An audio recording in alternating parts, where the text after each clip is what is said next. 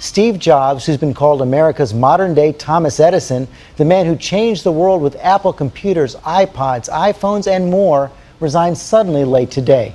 ABC's Neil Karolinsky has followed Steve Jobs in all things Apple for years. And Neil, the timing of the letter was a surprise, but Jobs has been battling cancer for years. George, you're right. He's had very serious health problems for years, but he's also been intensely private about them. Let's face it, this is no normal CEO. From the iPhone to the iPad, this is a man who has been changing all of our lives and literally reshaping the future around us.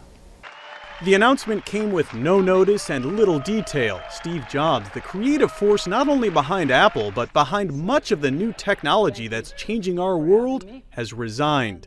In a letter to Apple's board of directors, he writes, "I have always said if there ever came a day when I could no longer meet my duties and expectations as Apple's CEO, I would be the first to let you know. Unfortunately, that day has come."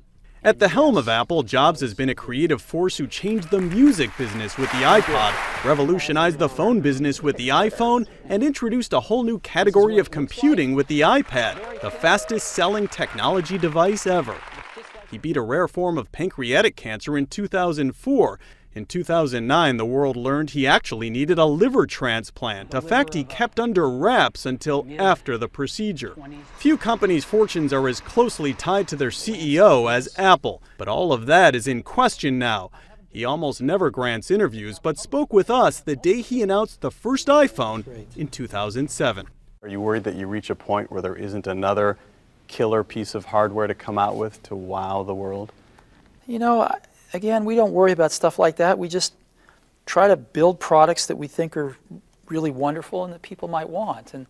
And sometimes we're right and sometimes we're wrong. But I think we're going to hit a grand slam with this. In his statement to the board of directors, Jobs also writes, "I believe Apple's brightest and most innovative days are ahead of it, and I look forward to watching and contributing to its success in a whole new role." Jobs will now be Apple's chairman of the board, although first reactions in after-hours trading have not been kind, where Apple's stock immediately dropped 6.1%.